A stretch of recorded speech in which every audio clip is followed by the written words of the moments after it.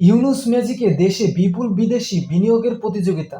এবারের জাতিসংঘ অধিবেশনে সবচেয়ে বেশি নজর কেড়েছেন অন্তর্বর্তী সরকারের প্রধান উপদেষ্টা নোবেলজয়ী ডক্টর মোহাম্মদ ইউনুস। ছাত্র জনতার গণবিক্ষোভের মুখে ক্ষমতা ছেড়ে ভারত পালিয়ে যান শেখ হাসিনা। বিভিন্ন আন্তর্জাতিক গণমাধ্যমে জানাচ্ছে, বাংলাদেশকে নিজের পক্ষে টেনে আনতে মার্কিন যুক্তরাষ্ট্র ও চীনের মধ্যে তীব্র বিনিয়োগ প্রতিযোগিতা শুরু হয়েছে।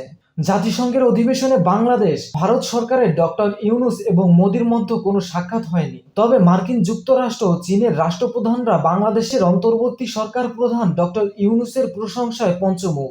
দুটি দেশের তরফে বাংলাদেশে বিপুল বিনিয়োগ আসছে বলেই খবর এসেছে। ডক্টর ইউনুস বলেছেন, চীনের সঙ্গে বাংলাদেশের সম্পর্কের নতুন একটি অধ্যায় খুলতে চাই। এর মধ্যে অতীতের মতো সব উন্নয়ন কাজের অংশীদার হবে চীন। বুধবার 25 সেপ্টেম্বর নিউ ইয়র্কে জাতিসংঘের সাধারণ পরিষদের অধিবেশনের মাঝে চীনের পররাষ্ট্রমন্ত্রী ইয়াং ই এর সঙ্গে বাংলাদেশ সরকারের প্রধান উপদেষ্টা ডক্টর ইউনুসের সৌজন্য সাক্ষাৎ হয়। সেখানে তিনি বলেন, চীনা সৌর কোম্পানিগুলো বাংলাদেশে আরো বড় আকারে বিনিয়োগ করতে পারে, যা অনেক ধনী দেশের কাছে পছন্দের বাজারে প্রবেশাধিকার ভোগ করে। বিবিসি জানাচ্ছে, চীনের পররাষ্ট্রমন্ত্রী অধ্যাপক ইউনুসকে চীনা জনগণের পুরনো বন্ধু হিসেবে উল্লেখ করেছেন। তিনি বলেন, আপনি জনগণের প্রত্যাশা পূরণ করবেন, এ ব্যাপারে আপনার উপর আমাদের পূর্ণ আস্থা আছে। ইয়াং ই বলেন, চীনা সৌর প্যানেল নির্মাতাদের বাংলাদেশে কারখানা স্থাপনের জন্য প্রফেসর ইউনুস যে আহ্বান জানিয়েছে তা গুরুত্ব দিতে বিবেচনা করবে চীন।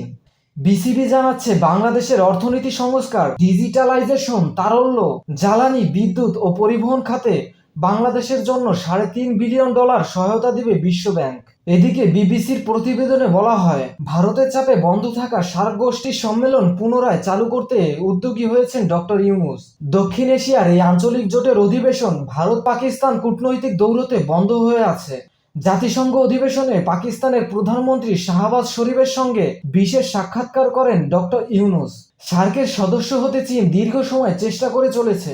তাদের সমর্থনে সার্ক সম্মেলনে বারবার প্রস্তাব তুলেছিলেন Pakistan. News desk, Bangladesh news today.